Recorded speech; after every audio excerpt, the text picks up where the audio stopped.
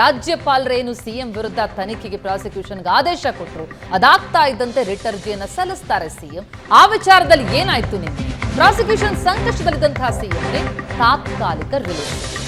ಅಂದ್ರೆ ಆಗಸ್ಟ್ 29ರವರೆಗೆ ಯಾವುದೇ ಆದೇಶ ನೀಡದಂತೆ ಹೈಕೋರ್ಟ್ ತಡೆ ಕೊಟ್ಟಿದೆ. ಮೂಡಾ ಕೇಸ್ನಲ್ಲಿ ಒತ್ತಾಯದ ಕ್ರಮ ಬೇಡ ಅಂತ ಹೈಕೋರ್ಟ್ ಹೇಳಿದೆ. ಅಂದ್ರೆ ಸೆಷನ್ ಕೋರ್ಟ್ನಲ್ಲಿ ನಿಗದಿಯಾಗಿತ್ತು ಆದೇಶ, ಅದಕ್ಕೂ ಕೂಡ ಹೈಕೋರ್ಟ್ ತಡೆ ಕೊಟ್ಟಿದೆ.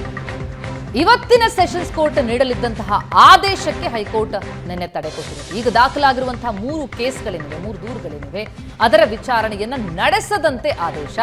ಜನಪ್ರತಿನಿಧಿಗಳ ಕೋರ್ಟ್ನಲ್ಲಿರುವಂತಹ ಕೇಸನ್ನ ಮುಂದೂಡೋದಕ್ಕೆ ಸೂಚನೆಯನ್ನ ಕೊಟ್ಟಿದೆ. ಸೆಷನ್ ಕೋರ್ಟ್ ವಿಚಾರಣೆಯಿಂದ ಹೀಗಾಗಿ ಸಿದ್ದರಾಮಯ್ಯ ಸದ್ಯಕ್ಕೆ ಪಾರಾಗಿದ್ದಾರೆ. ಹೈಕೋರ್ಟ್ ಆದೇಶದವರೆಗೂ ಕೂಡ ತೀರ್ಪು ನೀಡದಂತೆ ನಿರ್ದೇಶನ ಕೊಟ್ಟಿದೆ. ಆಗಸ್ಟ್ 29ರ ಮಧ್ಯಾಹ್ನ 2:30ಕ್ಕೆ ವಿಚಾರಣೆ ಮುಂದೂಡಿಕೆಯಾಗಿದೆ.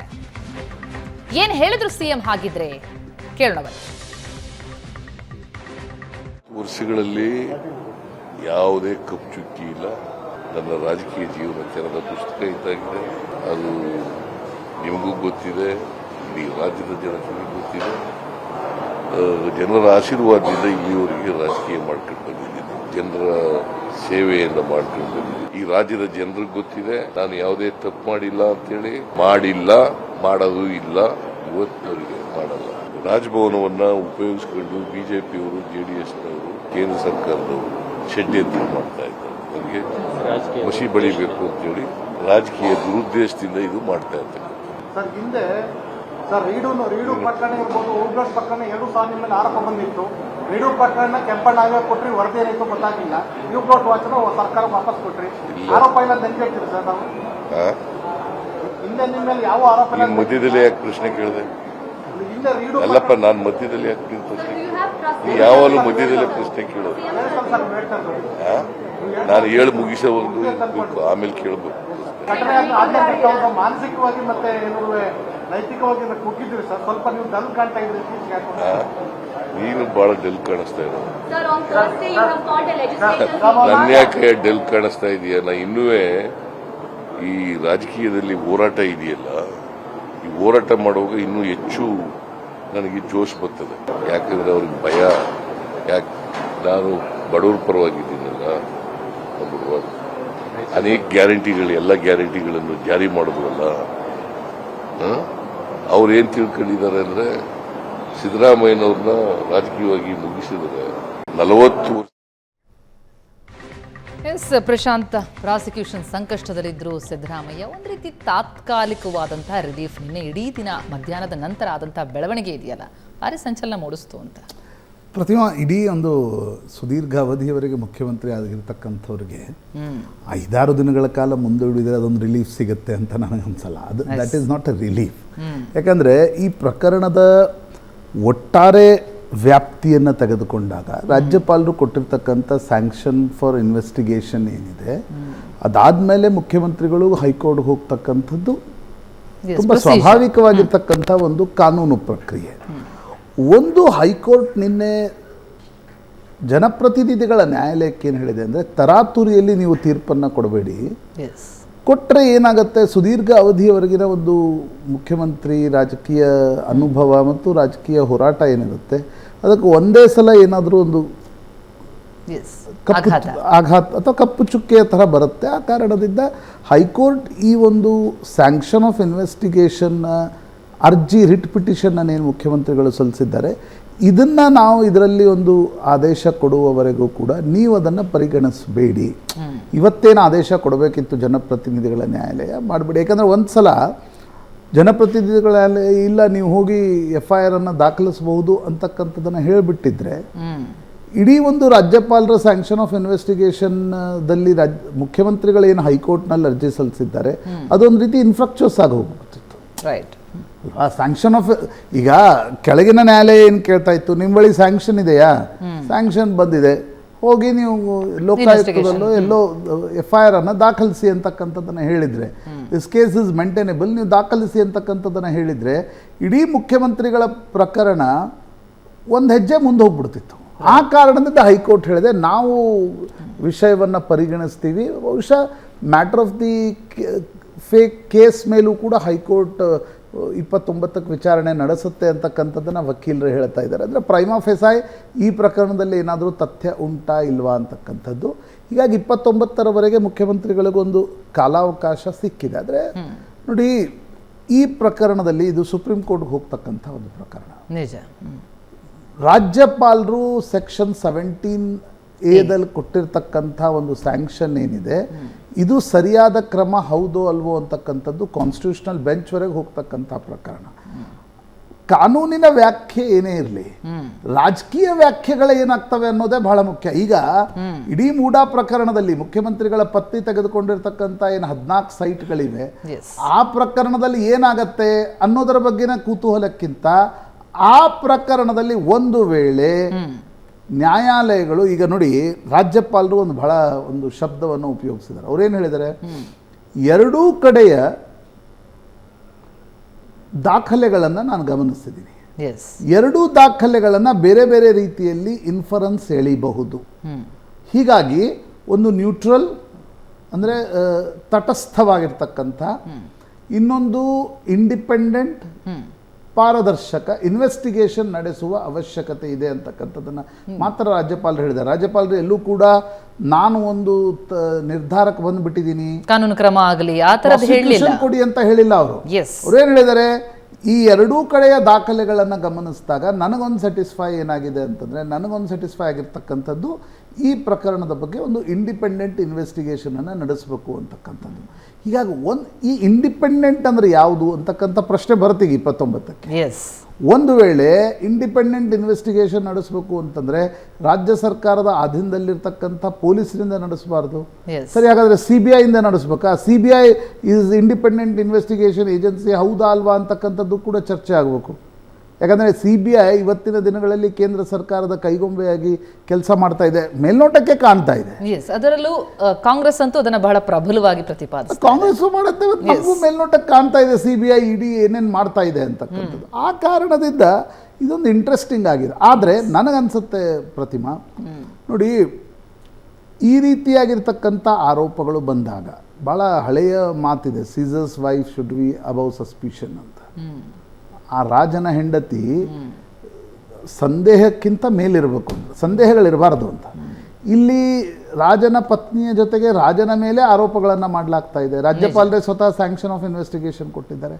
ಆ ಕಾರಣದಿಂದ one investigation should take place.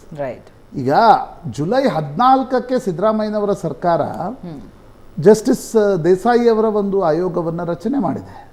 ಆದರೆ ಅದರ ಟರ್ಮ್ಸ್ ಆಫ್ ರೆಫರೆನ್ಸ್ನಲ್ಲಿ ಸಿದ್ದರಾಮಯ್ಯನವರ ಹೆಂಡತಿಗೆ ಸಿಕ್ಕಿರ್ತಕ್ಕಂಥ ಒಂದು ಸೈಟ್ಗಳ ಪ್ರಶ್ನೆ ಬಂದಿಲ್ಲ. ಈಗ ನೀವು ಹೈಕೋರ್ಟ್ ಇರಲಿ, ಸುಪ್ರೀಂ ಕೋರ್ಟ್ವರೆಗೆ ಈಗ ಸಿದ್ದರಾಮಯ್ಯನವರು ಹೋಗ್ಲಿಕ್ಕೆ ಕಾನೂನಿನ ಅವಕಾಶಗಳಿವೆ. ಆದರೆ ಜನಸಾಮಾನ್ಯ ಕೇಳ್ತಕ್ಕಂಥ ಪ್ರಶ್ನೆ ಏನು, ಒನ್ ಇನ್ವೆಸ್ಟಿಗೇಷನ್ ಇದರ ಬಗ್ಗೆ ಅಥವಾ ಒಂದು ರಿಪೋರ್ಟನ್ನು ನೀವು ಸ್ಟ್ಯಾಂಡ್ ಅಲೋನ್ ಕೇಸ್ ಮೇಲೆ ತೆಗೆದುಕೊಳ್ಬೇಕು ಅಂತಕ್ಕಂಥದ್ದು ಒಂದು ಭಾಗ ಬರುತ್ತೆ. ಯಾಕಂದರೆ ಯಾವುದೇ ತನಿಖೆ ಇಲ್ಲದೆ, ಈಗ ರಾಜ್ಯಪಾಲರು ನೀವು ಇಂಡಿಪೆಂಡೆಂಟ್ ಇನ್ವೆಸ್ಟಿಗೇಷನ್ ನಡೆಸಿ ಅಂತಕ್ಕಂಥದ್ದನ್ನು ಹೇಳಿದಾಗ ನೀವು ಎಲ್ಲಿ ಇನ್ವೆಸ್ಟಿಗೇಷನ್ ನಡೆಸ್ತಿದ್ದೀರಿ? ಜಸ್ಟಿಸ್ ದೇಸಾಯಿ ಅವರ ಟರ್ಮ್ಸ್ ಆಫ್ ರೆಫರೆನ್ಸ್ ನೋಡಿದರೆ ಅದು 1985ರಿಂದ ಹಂಚಿರ್ತಕ್ಕಂಥ ಸೈಟ್ಗಳ ಬಗ್ಗೆ ಇನ್ವೆಸ್ಟಿಗೇಷನ್ ನಡೆಸುತ್ತೆ. ಮುಖ್ಯಮಂತ್ರಿಗಳ ಪ್ರಕರಣದ ಬಗ್ಗೆ ಅದು ಇನ್ವೆಸ್ಟಿಗೇಷನ್ ಪವರೇ ಇಲ್ಲ ಆಯೋಗಕ್ಕೆ. ಅದು ಕೇವಲ ವರದಿಯನ್ನು ಮಾತ್ರ ನೀಡುತ್ತೆ. ವರದಿಯನ್ನು ಮುಖ್ಯಮಂತ್ರಿಗಳು ತಿರಸ್ಕರಿಸ್ಬೋದು, ಮುಖ್ಯಮಂತ್ರಿಗಳು ಒಪ್ಪಿಕೊಳ್ಬೋದು, ಸರ್ಕಾರ ಒಪ್ಕೊಳ್ಬೋದು ಅಥವಾ ತಿರಸ್ಕರಿಸ್ಬೋದು. ಯಾರ ಮೇಲೆ ಆರೋಪ ಕೇಳಿ ಬರ್ತಾ ಇದೆಯೋ ಅವರೇ ಅದನ್ನ ಪುರಸ್ಕರಿಸ್ತಾರೋ ತಿರಸ್ಕರಿಸ್ತಾರೋ ಅಂತ ಅಂದಾಗ್ಬಿಟ್ರೆ ಅದರ ನಿಷ್ಪಕ್ಷಪಾತ ಎಲ್ಲ ಆಗುತ್ತೆ ಅನ್ನೋ ಪ್ರಶ್ನೆ ಬಂದಿದೆ. ಇಲ್ಲಿ ಬೇಸಿಕ್ ಪ್ರಶ್ನೆ ಬರ್ತಕ್ಕಂಥದ್ದೇನು ನೋಡಿ, ಈಗ ರಾಜ್ಯಪಾಲರು 17A ಕೊಟ್ಟಿದ್ದು ಸರಿಯಾ ತಪ್ಪ? 17 ಏನು ಹೇಳುತ್ತೆ, ಯಾವುದೇ ಸಂದರ್ಭದಲ್ಲಿ ಕಾಂಪಿಟೆಂಟ್ ಅಥಾರಿಟಿ ಕಡೆಯಿಂದ ಸ್ಯಾಂಕ್ಷನ್ ತೆಗೆದುಕೊಂಡೇ ನೀವು ಪ್ರೊಸೀಡ್ ಆಗಬೇಕು ಅಂತಕ್ಕಂಥದ್ದು. ಅಂದರೆ ಮುಖ್ಯಮಂತ್ರಿಗಳಿರಲಿ, ಬೇರೆ ಅವರು ಕಾಂಪಿಟೆಂಟ್, ಈಗ ಶಾಸಕರಿಗೆ ಸ್ಪೀಕರ್ ಕಾಂಪಿಟೆಂಟ್ ಅಥಾರಿಟಿ. ಹೀಗಾಗಿ ಈ ಬಾರಿ ರಾಜ್ಯಪಾಲರು ಕೊಟ್ಟಿರ್ತಕ್ಕಂಥ ಸ್ಯಾಂಕ್ಷನ್ನಲ್ಲಿ ಅವರು ನೀವು ಪ್ರಾಸಿಕ್ಯೂಷನ್ಗೆ ಹೋಗಿ ಅಂತಕ್ಕಂಥದ್ದನ್ನು ಹೇಳಿಲ್ಲ, ವಿಚಾರಣೆ ಆಗಲಿ ಅಂತಕ್ಕಂಥದ್ದನ್ನು ಹೇಳಿದ್ದಾರೆ. ಈಗ ವಿಚಾರಣೆ ಆಗಲಿ ಅನ್ನೋದನ್ನು ನೀವು ಯಾವುದೇ ಒಂದು ಹಂತದ ವಿಚಾರಣೆಯನ್ನು ನಡೆಸದೆ ಮುಖ್ಯಮಂತ್ರಿಗಳಿಗೆ ರಿಲೀಫ್ ಕೊಡಬಹುದಾ ಅಂತಕ್ಕಂಥ ಪ್ರಶ್ನೆ ಕಾನೂನಿನ ದೃಷ್ಟಿಯಿಂದ ಬರುತ್ತೆ. ಹಾಗಿದ್ದಲ್ಲಿ ಆ ವಿಚಾರಣೆ ನಡೆಸುವ ಏಜೆನ್ಸಿ ಯಾವುದು ಅಂತಕ್ಕಂಥ ಪ್ರಶ್ನೆಯೂ ಕೂಡ ಬರಬಹುದು. ಅದು ಹೈಕೋರ್ಟ್ ಮಾನಿಟರ್ಡ್ ಇನ್ವೆಸ್ಟಿಗೇಷನ್ ನಡೆಸಬೇಕು ಅಂತಕ್ಕಂಥದ್ದು ಕೂಡ ಅಂತಿಮವಾಗಿ ಬರ್ಬೋದೇನೋ ಗೊತ್ತಿಲ್ಲ, ಅಂದರೆ Yes. ಹೇಗೆ ಬರುತ್ತೆ ಅಂತಕ್ಕಂಥದ್ದು. ಆದರೆ ನನಗನ್ಸುತ್ತೆ ಮುಖ್ಯಮಂತ್ರಿಗಳು ನನ್ನ ಅನಿಸಿಕೆಯ ಪ್ರಕಾರ ಈ ಪ್ರಕರಣ ಬಂದಾಗಲೇ ಟರ್ಮ್ಸ್ ಆಫ್ ರೆಫರೆನ್ಸ್ ನೀವು ಈ ಮೂಡಾ ಹಗರಣ ಅಂತ ಏನು ಕರೆಯಲಾಗುತ್ತೆ ಅದನ್ನು ಪಕ್ಕಕ್ಕಿಟ್ಟು ಅದನ್ನೊಂದು ಬೇರೆ ತನಿಖೆಯನ್ನು ಮಾಡಿಸಿ Yes. ತನ್ನ ವಿರುದ್ಧ ಬಂದಿರತಕ್ಕಂಥ ಪ್ರಕರಣದ ಬಗ್ಗೆ ಒಂದು ಇಂಡಿಪೆಂಡೆಂಟ್ ರಿಪೋರ್ಟನ್ನು. ಬಟ್ ಅದಕ್ಕೆ ಸಿದ್ಧ ಎಲ್ಲಿದ್ರು ಪ್ರಶಾಂತ್? ಆರಂಭದಿಂದಲೂ ಕೂಡ ನಾನು ಭಾಗಿಯಾಗಿಲ್ಲ, ಆ 14 ಸೈಟ್ಗಳಲ್ಲಿ ಅಕ್ರಮ ಅಲ್ಲ ಅಂತಿದ್ರು. ಮೂಡಾದಲ್ಲಾಗಿರ್ಬೋದು ಅಕ್ರಮ, ನನ್ನ ಪಾತ್ರ ಏನಿಲ್ಲ ಅಂತಲೇ ಹೇಳ್ತಾ ಬಂದಂಥವ್ರು ಇನ್ವೆಸ್ಟಿಗೇಷನ್ಗೆ ಎಲ್ಲಿ ತೆರೆದುಕೊಳ್ತಾರೆ? ಇಲ್ಲ ಪ್ರತಿಭಾ, ಏನಿದೆ ಅನೇಕ ಬಾರಿ ನೀವು ಈ ರೀತಿಯಾಗಿರ್ತಕ್ಕಂಥ ಆರೋಪಗಳು ಬಂದಾಗ ನೀವು ಅದನ್ನು ಶ್ರಗ್ ಆಫ್ ಮಾಡ್ತಾ ಹೋದರೆ, ರೈಟ್, ಏನು ಮೊದಲೇನಂತ ಹೇಳಿದರು ಮುಖ್ಯಮಂತ್ರಿಗಳು, ಇಲ್ಲ ನಾನೇನೂ ಮಾಡಿಲ್ಲ, ಸಹಜ. Yes. ಮುಖ್ಯಮಂತ್ರಿಗಳಿಗೆ ಪ್ರತಿಯೊಬ್ಬ ವ್ಯಕ್ತಿಗೂ ತನ್ನನ್ನು ತಾನು ಸಮರ್ಥಿಸ್ಕೊಳ್ತಕ್ಕಂಥ ಅಧಿಕಾರ ಇದೆ. ರೈಟ್. ಆದರೆ ಸದನದ ಹಿಂದಿನ ದಿನ ನೀವು ಜಸ್ಟಿಸ್ ದೇಸಾಯಿ ಒಂದು ಕಮಿಷನನ್ನು ರಚಿಸಿ ಸದನದಲ್ಲಿ ಏನು ಹೇಳಿದ್ರು, ಇಲ್ಲ ಇದರ ಚರ್ಚೆ ಮಾಡೋ ಹಾಗಿಲ್ಲ, ಯಾಕಂದರೆ ನಾವು ನ್ಯಾಯಾಂಗ ತನಿಖೆಗೆ ಕೊಟ್ಬಿಟ್ಟಿದ್ದೀವಿ ಅಂತಕ್ಕಂಥದ್ದನ್ನು. ಚರ್ಚೆ ಆಗಲಿಲ್ಲ.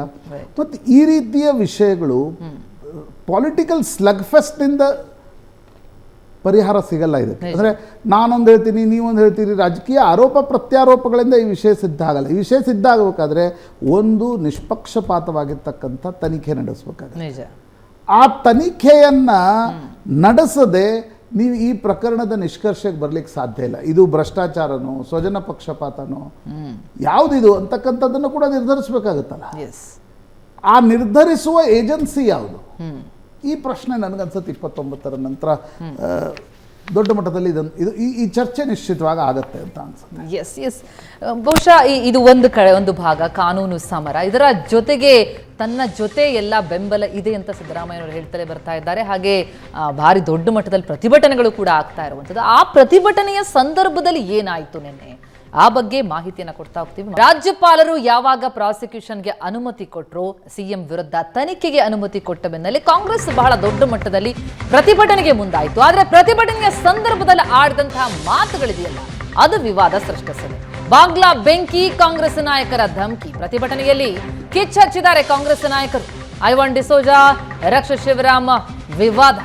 ರಾಷ್ಟ್ರಪತಿಗಳೇ ರಾಜ್ಯಪಾಲರನ್ನು ಹಿಂದಕ್ಕೆ ಕರೆಸಬೇಕು, ಇಲ್ದಿದ್ರೆ ಕರ್ನಾಟಕದಲ್ಲೂ ಬಾಂಗ್ಲಾದೇಶದ ಸ್ಥಿತಿ ಬರಲಿದೆ ಅಂತ ಮಾತನಾಡಿದ್ದಾರೆ. ಬಾಂಗ್ಲಾದೇಶದ ಪ್ರಧಾನಿ ರಾತ್ರೋರಾತ್ರಿ ಓಡ್ ಹೋದ್ರಲ್ಲ, ಅದೇ ಸ್ಥಿತಿ ಕರ್ನಾಟಕದ ರಾಜ್ಯಪಾಲರಿಗೆ ಬರುತ್ತೆ ಅಂತ ಐವಾನ್ ಡಿಸೋಜಾ ಬಳಿಕ ರಕ್ಷ ಶಿವರಾಮ್ ವಿವಾದಾತ್ಮಕ ಮಾತುಗಳನ್ನಾಡಿದ್ದಾರೆ. ನರೇಂದ್ರ ಮೋದಿಗೂ ಬಾಂಗ್ಲಾದೇಶದ ಸ್ಥಿತಿಯೇ ಬರಲಿದೆ, ಬಾಂಗ್ಲಾದೇಶದಲ್ಲಿ ಹಾಸಿಗೆ ದಿಂಬು ಹಿಡ್ಕೊಂಡು ಹೋದ್ರಲ್ಲ ಜನ, ಅದೇ ಪ್ರಸಂಗ ನಿಮಗೂ ಶೀಘ್ರದಲ್ಲೇ ಬರಲಿದೆ, ಎಚ್ಚರವಾಗಿರಿ ಅಂತ ಪ್ರಧಾನಿ ವಿರುದ್ಧವೂ ಕೂಡ ನಾಲಿಗೆ ಹರಿಬಿಟ್ಟಿದ್ದಾರೆ.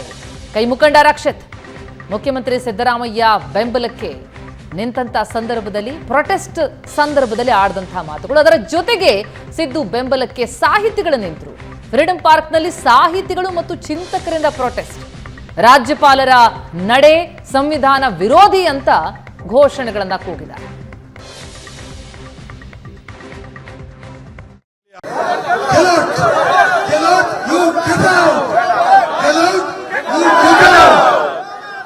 ಅವರು ಹಿಂದೆ ಹೋಗ್ಬೇಕು, ಇನ್ನೊಂದು ಏನು ಮಾಡಬೇಕು,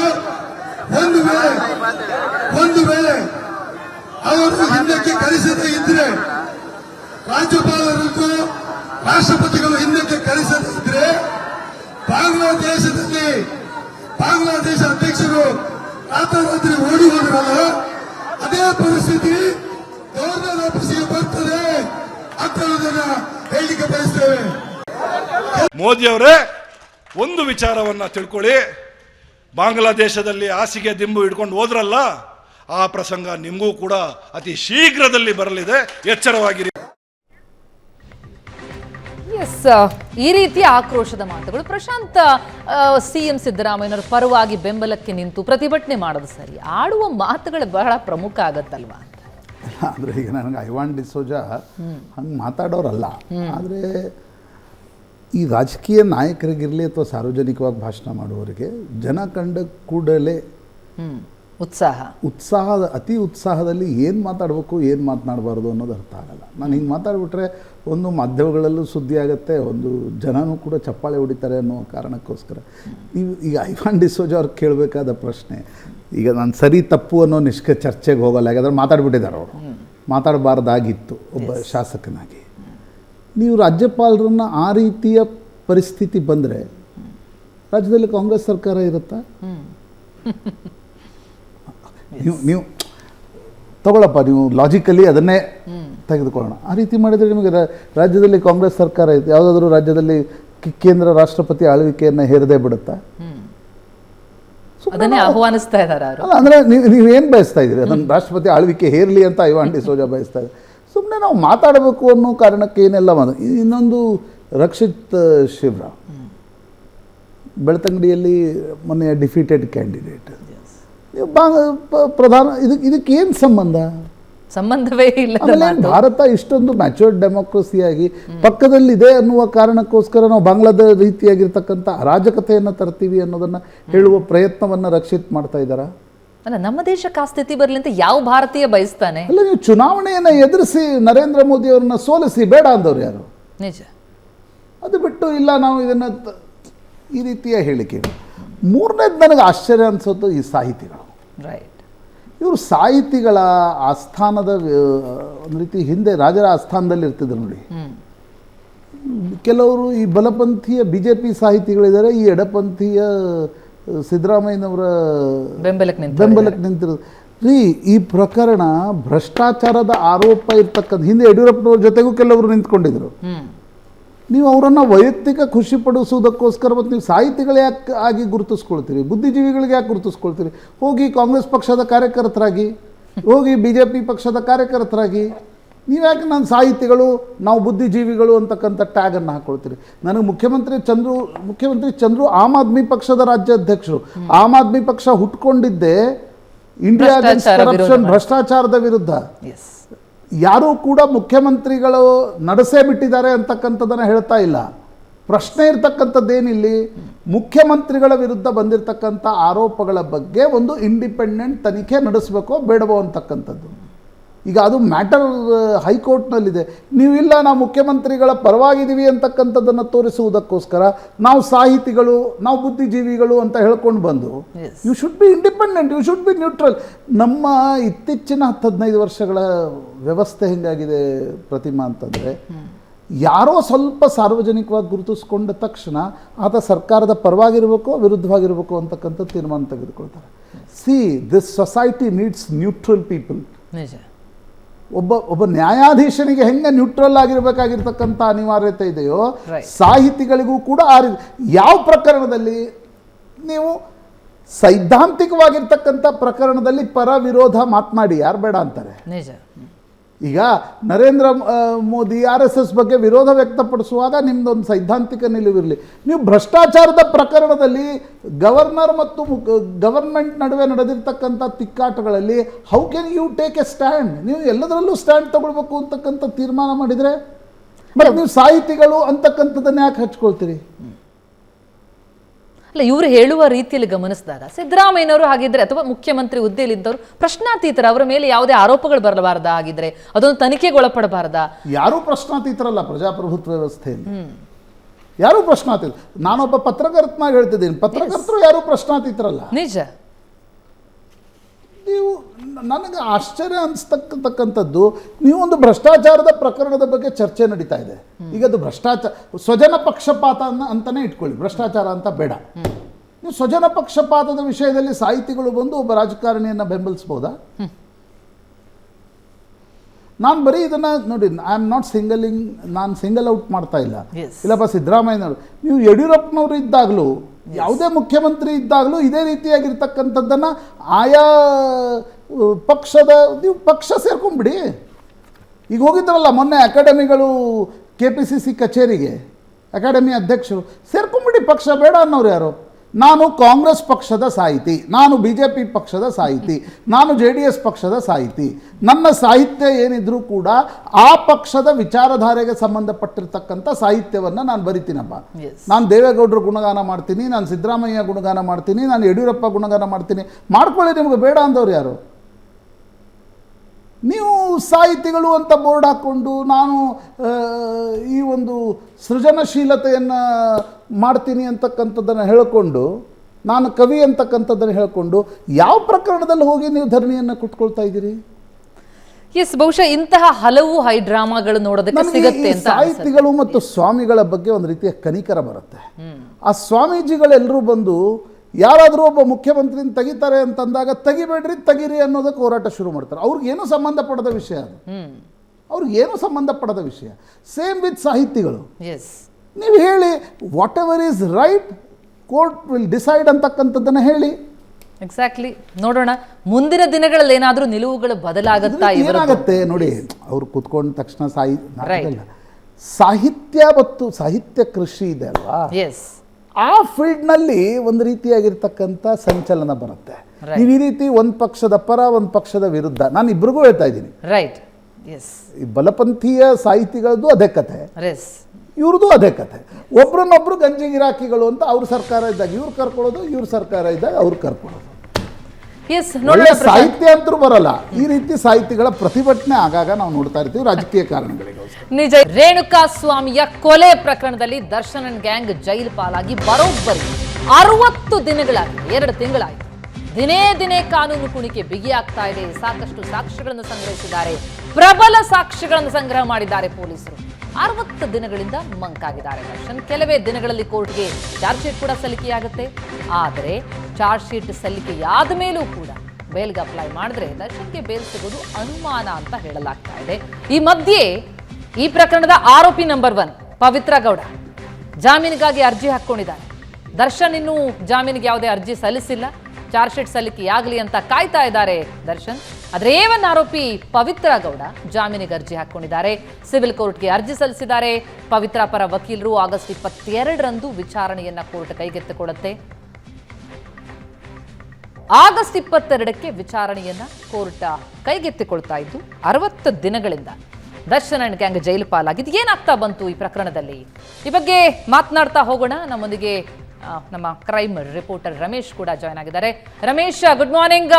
60 ದಿನ ಆಯ್ತು ರಮೇಶ್ ಜೈಲು ಪಾಲಾಗಿ ದರ್ಶನ್ ಅಂಡ್ ಗ್ಯಾಂಗ್. ರೇಣುಕಾ ಸ್ವಾಮಿ ಕೊಲೆ ಪ್ರಕರಣದಲ್ಲಿ ಏನೇನು ನಡೀತು, ಯಾವ ರೀತಿಯಾದಂತಹ ಅಟ್ಟಹಾಸ, ಆಕ್ರೋಶ ಅಲ್ಲಿ ವ್ಯಕ್ತ ಆಗಿದ್ದನ್ನ ಗಮನಿಸಿದೀವಿ. ಹಲ್ಲೆ ಮಾಡಿದಂತಹ ಪರಿ ಇದೆಯಲ್ಲ, ಅದು ಎಲ್ಲರನ್ನೂ ಬೆಚ್ಚಿ ಬೀಳಿಸ್ತು. ಈಗ 60 ದಿನ ಆಗಿದೆ. ಇಲ್ಲಿವರೆಗೆ ನಡ್ಕೊಂಡು ಬಂದಂತಹ ರೀತಿ ನೋಡ್ತಾ ಹೋದಾಗ ಚಾರ್ಜ್ ಶೀಟ್ ಹಂತಕ್ಕೆ ಬಂದಿದೆಯಾ? ಅಲ್ಲ ರಮೇಶ್, ಆದರೆ ಚಾರ್ಜ್ ಶೀಟ್ ಸಲ್ಲಿಕೆ ಆಗದೆ ಪವಿತ್ರ ಗೌಡ ಮೊದಲು ಜಾಮೀನು ಅರ್ಜಿ ಸಲ್ಲಿಸಿರ್ತಕ್ಕಂಥ ಕಾರಣ ಏನು ಅಂದರೆ, ಸೆಷನ್ಸ್ ಕೋರ್ಟ್ನಲ್ಲಿ ಇನ್ನು ಚಾರ್ಜ್ ಶೀಟ್ ಸಲ್ಲಿಕೆಗೆ ಐ ಥಿಂಕ್ 10-15 ದಿನಗಳು ಬಾಕಿ ಇವೆ. ಮತ್ತು ದರ್ಶನ್ ಅರ್ಜಿ ಸಲ್ಲಿಸದೆ ಬರೀ ಪವಿತ್ರ ಗೌಡ ಸಲ್ಲಿಸಿರ್ತಕ್ಕಂಥದ್ದು ಕಾರಣ ಏನು? Testing of ವಾಟರಾ?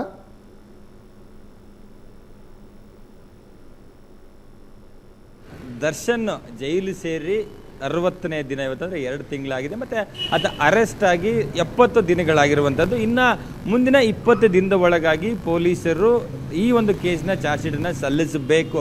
ಇಲ್ಲ ಅಂದರೆ 91ನೇ ದಿನಕ್ಕೆ ಬೈ ಡಿಫಾಲ್ಟ್ ಬೇಲಲ್ಲಿ ಎಲ್ಲ 17 ಜನ ಆರೋಪಿಗಳು ಹೊರಗಡೆ ಬರುವಂಥ ಸಾಧ್ಯತೆಗಳಿರುತ್ತೆ. ಆ ನಿಟ್ಟಿನಲ್ಲಿ ಪೊಲೀಸರು ಇನ್ ಟೈಮಿಗೆ ಒಂದು ಚಾರ್ಜ್ ಶೀಟನ್ನು ಸಲ್ಲಿಸಲಿಕ್ಕೆ ಎಲ್ಲ ತಯಾರಿಗಳನ್ನು ಮಾಡ್ತಾ ಇದ್ದಾರೆ. ಒಂದು ಫಿಸಿಕಲ್ ಇನ್ವೆಸ್ಟಿಗೇಷನ್ ಅಂತೇನಿದೆ ಅದು 100% ಮುಕ್ತಾಯ ಆಗಿದೆ. ಇನ್ನೇನಿದ್ರು ಕೆಲವೊಂದಷ್ಟು ಒಪಿನಿಯನ್ಗಳ ಪಡೆದು ಆ ಒಪಿನಿಯನ್ಗಳು ಮತ್ತು ಕಲೆಕ್ಟಿವ್ ಎವಿಡೆನ್ಸ್ಗಳನ್ನು ಒಂದು ಕೊಲಾಬರೇಟ್ ಮಾಡಿ ಚಾರ್ಜ್ ಶೀಟನ್ನು ಸಬ್ಮಿಟ್ ಮಾಡೋದಷ್ಟೇ ಬಾಕಿ ಇರುವಂಥದ್ದು. ಆ ಕೆಲಸ ಸುಮಾರು ಇನ್ನೊಂದು ವಾರ ಅಥವಾ 2 ವಾರದೊಳಗಾಗಿ ಕೆಲಸ ಆಗುತ್ತೆ ಅನ್ನುವಂಥದ್ದು. ಇನ್ನೊಂದು ಪ್ರಶ್ನೆ ನೀವು ಕೇಳ್ತಾ ಇದ್ರಿ, ಪವಿತ್ರ ಗೌಡ ಯಾಕೆ ಮೊದಲು ಚಾರ್ಜ್ ಶೀಟನ್ನು ಅಂದರೆ ಜಾಮೀನು ಕೋರಿ ಅರ್ಜಿಯನ್ನು ಸಲ್ಲಿಸಿದ್ರೆ ಯಾಕೆ ದರ್ಶನ್ ಇನ್ನುವರೆಗೂ ಸಲ್ಲಿಸಿಲ್ಲ ಅನ್ನುವಂಥದ್ದು. ಸೊ ಇದು ಒಂದು ರೀತಿಯಲ್ಲೂ ಮೊದಲು ಇದೊಂದು ಐ ಪ್ರೊಫೈಲ್ ಪ್ರಕರಣ ಆಗಿರೋದ್ರಿಂದ ದರ್ಶನ್ ಅರ್ಜಿಯನ್ನು ಸಲ್ಲಿಸಿದ್ದೇ ಆದಲ್ಲಿ ಎಲ್ಲ ಒಂದು ಕಡೆ ವಕೀಲರಾಗಲಿ ಮಾಧ್ಯಮಗಳು ಮತ್ತು ಎಲ್ಲವೂ ಎಲ್ಲೊಂದು ಕಡೆ ಐ ಪ್ರೊಫೈಲ್ ಪ್ರಕರಣದಲ್ಲಿ ಪ್ರಮುಖ ಆರೋಪಿ ಇದನ್ನು ತುಂಬ ಗಂಭೀರವಾಗಿ ತೆಗೆದುಕೊಳ್ಳುವಂಥ ಸಾಧ್ಯತೆಗಳಿರುತ್ತೆ. ಹಾಗಾಗಿ 17 ಜನ ಆರೋಪಿಗಳು ಯಾರು ಬೇರೆ ಒಬ್ಬರು ಅದನ್ನು ಸಲ್ಲಿಸಿ ಆ ಮೂಲಕ ಏನಾದರೂ ಸಕ್ಸಸ್ ಆಗಿದ್ದೇ ಆದಲ್ಲಿ ಆ ಆರ್ಡರ್ಗಳನ್ನು ಏನೋ ಇಂಪ್ಯಾಕ್ಟ್ ಮಾಡಿಕೊಂಡು ಅಥವಾ ಬೇರೆಯವ್ರಿಗೂ ಕನೆಕ್ಟ್ ಮಾಡಿಕೊಂಡು ಅದನ್ನು ಜಾಮೀನು ಪಡ್ಕೊಳ್ಳುವಂಥ ಒಂದಷ್ಟು ವಕೀಲರ ಸ್ಟ್ರಾಟಜಿಗಳಿರ್ತವೆ. ಇರ್ತದೆ. ಇದರಲ್ಲಿ ಯಾರ್ದಾದ್ರೂ 17 ಜನರಲ್ಲಿ ಒಬ್ಬರಿಗೆ ಮೊದಲು ಒಂದು ಬೇಲ್ ಆದರೆ ಅದರಲ್ಲಿ ಯಾವ ಮೆರಿಟಲ್ಲಿ ಯಾವ ಕಂಟೆಂಟಲ್ಲಿ ಬೇಲನ್ನು ಕೊಡ್ತಾರೆ ಜಡ್ಜಸ್, ಅದನ್ನ ಇಟ್ಟುಕೊಂಡೆ ಇನ್ನುಳಿದವರಿಗೆ ನಾವು ಅದನ್ನು ಅಪ್ಲೈ ಮಾಡಿಕೊಳ್ಳಬಹುದು ಅನ್ನುವಂಥ ಒಂದು ಸ್ಟ್ರಾಟಜಿಗಳಿರ್ತದೆ. ಪವಿತ್ರ ಗೌಡ ಜೊತೆಗೆ ಮತ್ತೊಬ್ಬ ಏನೋ ಆರೋಪಿ ಇದ್ದಾನೆ ಅನುಕುಮಾರ್, ಆತ ಕೂಡ ಜಾಮೀನು ಕೋರಿ ಅರ್ಜಿಯನ್ನು ಸಲ್ಲಿಸಿರುವಂಥದ್ದು. ಅದು ಆಗಸ್ಟ್ 22ಕ್ಕೆ ವಿಚಾರಣೆಗೆ ಬರುತ್ತೆ. ಈ ಸಂದರ್ಭದಲ್ಲಿ ಎಲ್ಲ ಒಂದು ಕಡೆ ಜೈಲು ಸೇರಿರುವಂತಹ ದರ್ಶನ್ ಏನಿದ್ದಾನೆ ಆತ ಜಾಮೀನು ಪಡ್ಕೊಳ್ಬೇಕು ಅನ್ನೋಂಥ ಪ್ರಯತ್ನಗಳಿಗಿಂತ ಎಲ್ಲ ಒಂದು ಕಡೆ ಇರೋಷ್ಟು ದಿನ ಜೈಲಲ್ಲೇ ಎಲ್ಲ ವ್ಯವಸ್ಥೆಗಳನ್ನು ಮಾಡಿಕೊಂಡು ಜೈಲಲ್ಲೇ ಇರಬೇಕು ಅನ್ನುವಂಥ ನಿಟ್ಟಿನಲ್ಲಿ ನಿರ್ಧಾರಕ್ಕೆ ಬಂದಂತೆ ಕಾಣ್ತಾ ಇದೆ. ಅದು ಯಾಕೆ ಅನ್ನುವಂಥದ್ದು ಹೋದರೆ ಪೊಲೀಸರು ಮಾಡಿರುವಂಥ ತನಿಖೆಯಲ್ಲಿ ಮತ್ತು ಅವರು ಕಲೆಕ್ಟ್ ಮಾಡಿರುವಂಥ ಎವಿಡೆನ್ಸ್ಗಳು ಅಷ್ಟು ಸ್ಟ್ರಾಂಗ್ ಆಗಿದೆ. ಈ ಸಂದರ್ಭದಲ್ಲಿ ಏನಾದರೂ ಚಾರ್ಜ್ ಶೀಟ್ ಆಗೋದಕ್ಕಿಂತ ಮೊದಲೇ ಏನಾದರೂ ಜಾಮೀನು ಕೋರಿ ಅರ್ಜಿಯನ್ನು ಸಲ್ಲಿಸಿದ್ರೆ ಅದು ಸಿಗಕ್ಕೆ ಸಾಧ್ಯನೇ ಇಲ್ಲ ಅನ್ನುವಂಥದ್ದು ಸ್ವತಃ ದರ್ಶನ್ಗೂ ಗೊತ್ತು. ಹಾಗಾಗಿ ಅವರ ವಕೀಲರುಗಳು ಕೂಡ ಚಾರ್ಜ್ ಶೀಟಲ್ಲಿ ಏನೆಲ್ಲ ಅಂಶಗಳನ್ನು ಉಲ್ಲೇಖವನ್ನು ಮಾಡ್ತಾ ಹೋಗ್ತಾರೆ ಮತ್ತು ಅದರಲ್ಲಿ ಏನಾದರೂ ಒಂದು ಪೊಲೀಸರು ಮಾಡಿರುವಂಥ ಸಾಧ್ಯತೆಗಳಿರ್ತದೆ. ಆ ತಪ್ಪುಗಳನ್ನ ಇಟ್ಟುಕೊಂಡು ರಮೇಶ್, ಮೊನ್ನೆ ಸುಪ್ರೀಂ ಕೋರ್ಟ್ PMLA ಕೆಲ ಪ್ರಕರಣಗಳು ಜಾರ್ಖಂಡದ ಬಂದವು. ಪ್ರಿವೆನ್ಷನ್ ಆಫ್ ಮನಿ ಲಾಂಡ್ರಿಂಗ್ ಆ್ಯಕ್ಟ್ನ ಪ್ರಕರಣಗಳು ಇಡಿ ಸಲ್ಲಿಕೆ ಮಾಡಿರ್ತಕ್ಕಂಥ ಚಾರ್ಜ್ ಶೀಟ್ನ ಸಂದರ್ಭದಲ್ಲಿ ಏನು ಹೇಳ್ತು ಸುಪ್ರೀಂ ಕೋರ್ಟ್ ಅಂದರೆ, ನೀವು ಅಡಿಷ್ನಲ್ ಚಾರ್ಜ್ ಶೀಟ್ನ ಹೆಸರಿನಲ್ಲಿ ನೀವು ಬೇಲನ್ನು ರಿಜೆಕ್ಟ್ ಮಾಡಬೇಡಿ, ಬೇಲನ್ನು ವಿರೋಧ ಮಾಡಬೇಡಿ. ಅಡಿಷ್ನಲ್ ಚಾರ್ಜ್ ಶೀಟ್ ಪ್ರತಿಯೊಂದು ಪ್ರಕರಣದಲ್ಲೂ ನೀವು ಅಡಿಷ್ನಲ್ ಚಾರ್ಜ್ ಶೀಟ್ನ ಸಮಯಾವಕಾಶವನ್ನು ಕೇಳ್ತಾ ಇದ್ದೀರಿ. ವ್ಯಕ್ತಿಯ ಲಿಬರ್ಟಿಗೆ ಅದರಿಂದ ಸೆಟ್ ಬ್ಯಾಕ್ ಆಗುತ್ತೆ ಅಂತಕ್ಕಂಥ ರೀತಿಯಲ್ಲಿ ಸುಪ್ರೀಂ ಕೋರ್ಟ್ ಅದನ್ನು ವ್ಯಾಖ್ಯಾನ ಮಾಡ್ತು. ಕೊಲೆ ಪ್ರಕರಣದಲ್ಲಿ ಕೋರ್ಟ್ಗಳು ಯಾವ ರೀತಿಯ ವ್ಯಾಖ್ಯಾನವನ್ನು ಮಾಡಿವೆ? ಯಾಕೆ ನಂಗೆ ಸ್ವಲ್ಪ ಈ ಮರ್ಡರ್ ಪ್ರಕರಣಗಳಲ್ಲಿ ನನ್ನ ಓದು ಕಡಿಮೆ ಇದೆ, ಆ ಕಾರಣದಿಂದ ಕೇಳ್ತಾ ಇದ್ದೀನಿ. ಕೊಲೆ ಪ್ರಕರಣಗಳಲ್ಲಿ ಅಡಿಷ್ನಲ್ ಚಾರ್ಜ್ ಶೀಟ್ ಸಲ್ಲಿಕೆ ಮಾಡುವ ದೃಷ್ಟಿಯಿಂದ ಬೇಲ್ಗಳು ರಿಜೆಕ್ಟ್ ಆಗಿದ ಉದಾಹರಣೆಗಳುಂಟಾ? ಅಥವಾ ಚಾರ್ಜ್ ಶೀಟ್ ಸಲ್ಲಿಕೆ ಆದ ನಂತರವೂ ಕೂಡ ಸಾಕ್ಷ್ಯ ನಾಶದ ದೃಷ್ಟಿಯಿಂದ ಬೇಲ್ಗಳನ್ನು ಕೊಡದೇ ಇರತಕ್ಕಂಥ ಉದಾಹರಣೆಗಳುಂಟಾ? ಖಂಡಿತ ಪ್ರಶಾಂತ್, ನೀವು ಹೇಳಿದ ಪ್ರಶ್ನೆ ಅಂದರೆ ಒಂದು ಇನ್ವೆಸ್ಟಿಗೇಷನ್ ಬಾಕಿ ಇದೆಯಾ ಅಥವಾ ಇನ್ವೆಸ್ಟಿಗೇಷನ್ ಮುಕ್ತಾಯ ಆದರೂ ಕೂಡ ಹೊರಗಡೆ ಬಂದು ಟ್ರಯಲ್ ಮುಂದೆ ಹೋಗಿ ಸಾಕ್ಷಿಗಳನ್ನು ಹೇಳುವಂಥವ್ರ ಮೇಲೆ ಪ್ರಭಾವ ಎಷ್ಟರ ಮಟ್ಟಿಗೆ ಬೀರಲಾಗ್ತದೆ ಮತ್ತು ಇರುವಂಥ ಸಾಕ್ಷಿಗಳನ್ನು ನಾಶ ಮಾಡುವಂಥ ಎಷ್ಟು ಪ್ರಯತ್ನಗಳನ್ನು ಆಗ್ತದೆ ಅನ್ನುವಂಥದ್ದನ್ನು ತುಂಬ ಗಂಭೀರವಾಗಿ ಜಾಮೀನು ಕೊಡುವಂಥ ನ್ಯಾಯಾಲಯಗಳು ಕೂಡ ಪರಿಗಣಿಸ್ತವೆ ಮತ್ತು ಆ ನಿಟ್ಟಿನಲ್ಲಿ ಪ್ರಾಸಿಕ್ಯೂಟರ್ಗಳು ಕೂಡ ಅದನ್ನೇ ಉಲ್ಲೇಖವನ್ನು ಮಾಡ್ತಾ ಹೋಗ್ತಾರೆ. ಇನ್ನು ದರ್ಶನ್ ವಿಚಾರಕ್ಕೆ ಬಂದರೆ ದರ್ಶನ್ ಒಬ್ಬ ಶ್ರೀಮಂತ, ಅಂದರೆ ಹಣಬಲ, ಜನಬಲ ಮತ್ತೆ ಬೇರೆ ಬೇರೆ ರೀತಿಯಾದ ಪ್ರಭಾವಗಳನ್ನು ಬಳಸಬಹುದಾದ ತೋಳ್ಬಲ ಕೂಡ ಇದೆ ಅವರಿಗೆ. 16-17 ಜನ ತೋರಿಸಿದ್ದಾರೆ, ತೋಳ್ಬಲ ಕೂಡ ಇದೆ ಅವರಿಗೆ. ಖಂಡಿತ ಅದೇ ಹಣಬಲ, ಜನಬಲ, ತೋಳ್ಬಲ ಎಲ್ಲವೂ ಕೂಡ ಇರೋದ್ರಿಂದ ಅದು ಮುಂದಿನ ದಿನಗಳಲ್ಲಿ ಎಫೆಕ್ಟ್ ಆಗುತ್ತೆ. ಮತ್ತು ಆತ ಜೈಲಿನಲ್ಲಿ ಇರುವಂಥ ಸಂದರ್ಭದಲ್ಲಿ ಹೊರಗಡೆ ಆತನ ಹೆಸರು ಹೇಳ್ಕೊಂಡು ಮಾಡಿರುವಂಥ ಪ್ರಯತ್ನಗಳೇನು ಅನ್ನುವಂಥದ್ದನ್ನು ಕೂಡ ಪೊಲೀಸರು ಗಮನಕ್ಕೆ ತರ್ತಾರೆ. ಸೊ ಹಾಗಾಗಿ ಇಲ್ಲಿ ಅಡಿಷನಲ್ ಚಾರ್ಜ್ ಶೀಟ್, ನೀವು ಹೇಳಿದ ರೀತಿ ಅಡಿಷನಲ್ ಚಾರ್ಜ್ ಶೀಟ್ ಕಾರಣವನ್ನು ಇಟ್ಟುಕೊಂಡು ಜಾಮೀನನ್ನು ನಿರಾಕರಣೆ ಮಾಡುವಂಥದ್ದು ಅದು ಕೋರ್ಟ್ನ ವಿವೇಚನೆಗೆ ಬಿಟ್ಟಂಥ ವಿಚಾರ. ಆದರೆ ಅಂದರೆ ಮುಂದುವರೆದಂಥ ತನಿಖೆಯಲ್ಲಿ ಇನ್ನು ಯಾವ ಅಂಶಗಳನ್ನು ತನಿಖೆ ಮಾಡಬೇಕಂತ ಬಾಕಿ ಇದೆ, ಆ ಅಂಶಗಳ ತನಿಖೆಗೆ ಈ ಒಂದು ಆರೋಪಿ ಹೊರಗಡೆ ಹೋದರೆ ಎಫೆಕ್ಟ್ ಆಗುತ್ತಾ, ಇದೆಲ್ಲವನ್ನು ಕೂಡ ಒಂದು ಫ್ಯಾಕ್ಟ್ಸ್ಗಳಲ್ಲಿ ಕೋರ್ಟ್ ಅದನ್ನು ಪರಿಗಣನೆ ಮಾಡುತ್ತೆ. ಆದರೆ ಎಲ್ಲ ಒಂದು ಕಡೆ ಪೊಲೀಸರು ಬಹುತೇಕ ಇನ್ವೆಸ್ಟಿಗೇಷನ್ ಮುಕ್ತಾಯ ಆಗಿದೆ ಅನ್ನುವಂಥದ್ದು ಅಂದರೆ ಒಂದೇ ಚಾರ್ಜ್ ಶೀಟಲ್ಲಿ ಸಂಪೂರ್ಣವಾದಂಥ ತನಿಖೆಯ ವರದಿಯನ್ನು ಕೋರ್ಟ್ಗೆ ಸಲ್ಲಿಸುವಂಥ ಸಾಧ್ಯತೆಗಳಿದೆ. ಒಂದು ವೇಳೆ ಮುಂದುವರೆದಂತೆ ಅಡಿಷನಲ್ ಚಾರ್ಜ್ ಶೀಟನ್ನು ಹಾಕಲಿಕ್ಕೆ ನಮಗೆ ಅವಕಾಶವನ್ನು ಮಾಡಿಕೊಡಿ ಅಂತ ಹೇಳಿದರೂ ಕೂಡ, ಆದರೆ ರಿಮೈನಿಂಗ್ ಫ್ಯಾಕ್ಟ್ಸ್ಗಳನ್ನು ಏನು ಕಂಡುಹಿಡಿಬೇಕಾಗಿರುವಂಥದ್ದು, ಏನು ಪತ್ತೆ ಹಚ್ಚಬೇಕಾಗಿರುವಂಥದ್ದು ಕೂಡ ತುಂಬ ವಿಚಾರಗಳಾಗಿರುವಂಥದ್ದು. ಆದರೆ 90 ದಿನಗಳ ಒಳಗಾಗಿ ಚಾರ್ಜ್ ಶೀಟ್ ಹಾಕಿದ್ರು ಕೂಡ ಚಾರ್ಜ್ ಶೀಟಲ್ಲಿರುವಂಥ ಅಂಶಗಳು ಮತ್ತು ಹೊರಗಡೆ ಬಂದ ನಂತರ ಕೇಸ್ಗಳ ಮೇಲೇನು ಏನೋ ಎಫೆಕ್ಟ್ ಆಗ್ಬೋದು. ಜೊತೆಗೆ ಫಾಸ್ಟ್ ಟ್ರ್ಯಾಕ್ ಸ್ಪೆಷಲ್ ಕೋರ್ಟನ್ನು ರಿಕ್ವೆಸ್ಟ್ ಮಾಡಲಿಕ್ಕೆ ಕೂಡ ಪೊಲೀಸರು ಮುಂದಾಗಿರುವಂಥದ್ದು. ಈ ಸಂದರ್ಭದಲ್ಲಿ ದರ್ಶನ್ಗೆ ಇಲ್ಲೊಂದು ಕಡೆ ಚಾರ್ಜ್ ಶೀಟ್ ಆದ ತಕ್ಷಣಕ್ಕೆ ಬೇಲ್ ಸಿಗುತ್ತಾ, ಅದಕ್ಕೂ ಕೂಡ ಸರಿಯಾದ ಸ್ಪಷ್ಟವಾದಂಥ ಈಗ ರಮೇಶ್, ಆ ಕಾರಣಕ್ಕಾಗೇನ ಚಾರ್ಜ್ ಶೀಟ್ ಸಲ್ಲಿಕೆಯಾದ್ರೂ ಜಾಮೀನು ಸಿಗುವಂತ ಸಾಧ್ಯತೆಗಳು ತುಂಬಾ ವಿರಳ ಇದೆ ಅಂತಾನೆ ಅಲ್ಲಿ ತಾವಾಗ್ಲೇ ಹೇಳ್ತಾ ಇದ್ರಿ. ವ್ಯವಸ್ಥೆ ಮಾಡ್ಕೊಳಕ್ ನೋಡ್ತಾ ಇದ್ದಾರೆ ದರ್ಶನ್ ಅಂತ. ಮನೆಯ ಹಾಸಿಗೆ ಬೇಕು, ಮನೆಯ ಊಟ ಬೇಕು, ಈ ಎಲ್ಲ ಒಂದು ಬೇಡಿಕೆಗಳನ್ನ ಇಟ್ಕೊಂಡು ಅವರು ಹೋಗಿದ್ದಾರೆ, ಕೋರ್ಟ್ ಮೆಟ್ಟಿಲೇರಿದ್ದಾರೆ. ಆ ಕಾರಣಕ್ಕಾಗಿನ ಈ ಎಲ್ಲ ವ್ಯವಸ್ಥೆ ಆದ್ರೂ ಆಗಲಿ, ಹೊರಗೆ ಬರೋದಕ್ಕಾಗದೇ ಇದ್ರೆ ಅಂತ ಅವರು ಪ್ರಯತ್ನ ಪಡ್ತಾ ಇರೋದು. ಖಂಡಿತ ಪ್ರತಿಮಾ, ಅದೊಂದು ವಿಚಾರ ಹೇಳಲೇಬೇಕು. ಯಾಕೆಂದರೆ ಇವತ್ತು ಹೈಕೋರ್ಟ್ ಏಕಸದಸ್ಯ ಪೀಠದಲ್ಲಿ ದರ್ಶನ್ ಸಲ್ಲಿಸಿದ್ದಂಥ ಮನೆಯೂಟ, ಪುಸ್ತಕ ಅಂದರೆ ಬೇರೆ ಬೇರೆ ಫೆಸಿಲಿಟಿಗಳನ್ನು ಪಡ್ಕೊಳ್ಬೇಕು ಅಂತ ಸಲ್ಲಿಸಿದಂಥ ಅರ್ಜಿ ವಿಚಾರಣೆ ಮತ್ತೆ ಇವತ್ತು ವಿಚಾರಣೆಗೆ ಬರ್ತಾ ಇದೆ. ಜುಲೈ 31ನೇ ತಾರೀಕು ಏಕಸದಸ್ಯ ಪೀಠ ವಿಚಾರಣೆ ಮಾಡುವಂಥ ಸಂದರ್ಭದಲ್ಲಿ ಅವರ ಅರ್ಜಿಯನ್ನು ಇನ್ನೇನು ಬಹುತೇಕ ವಜಾ ಮಾಡುವ ಹಂತಕ್ಕೆ ಹೋಗಿತ್ತು. ಇನ್ನೇನು ವಜಾ ಮಾಡ್ತಾರೆ ಅನ್ನುವಂಥದ್ದು ಗೊತ್ತಾದ ತಕ್ಷಣ ದರ್ಶನ್ ಪರ ವಕೀಲರು ಬೇಡ, ನಾವೊಂದು ಮನವಿಯನ್ನು ಕೊಡ್ತೇವೆ, ಮನವಿಯನ್ನು ಪರಿಗಣಿಸಿ ಅನ್ನುವಂಥ ಒಂದು ಆದೇಶ ಮಾಡಿ ಅನ್ನುವಂಥದ್ದನ್ನ ಮನವಿ ಮಾಡಿಕೊಂಡ್ರು. ಆ ಹಿನ್ನೆಲೆಯಲ್ಲಿ ಜೈಲು ಪರವಾಗಿ ಬಂದಿದ್ದಂಥ ಪ್ರಾಸಿಕ್ಯೂಟರ್ ಏನೋ ಬೆಳ್ಳಿಯಪ್ಪ ಅವರು ಕೂಡ ಅವರು ಒಂದು ಅರ್ಜಿಯನ್ನು ಕೊಡಲಿ, ಅದನ್ನು ನಾವು ಕಾನೂನು ಪ್ರಕಾರ ಇತ್ಯರ್ಥ ಮಾಡ್ತೇವೆ ಅನ್ನುವಂಥ ಒಂದು ಮಾತನ್ನು ಕೊಟ್ಟಿದ್ರು. ಅದೇ ಹಿನ್ನೆಲೆಯಲ್ಲಿ ಆಗಸ್ಟ್ 8ನೇ ತಾರೀಕು DGP ಮಾಲಿನಿ ಕೃಷ್ಣಮೂರ್ತಿ ಅವರು ಅವರ ಅರ್ಜಿಯನ್ನು ಸಾರಾಸಗಟಾಗಿ ವಜಾ ಮಾಡಿದ್ದಾರೆ.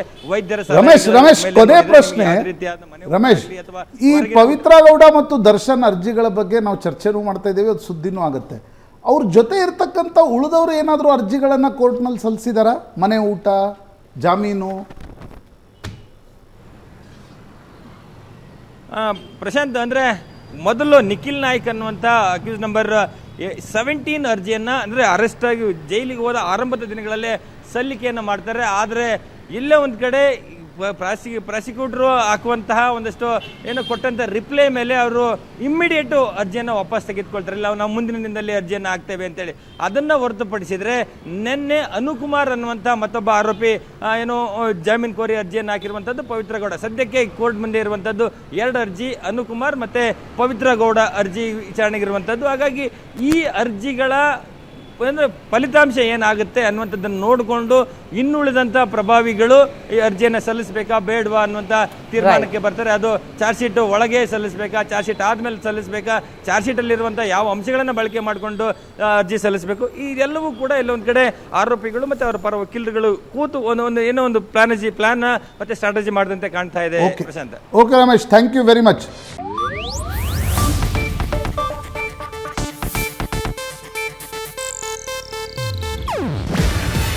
ಇದು ಏಷ್ಯಾನೆಟ್ ನ್ಯೂಸ್ ನೆಟ್ವರ್ಕ್ ಪ್ರಸ್ತುತಿ.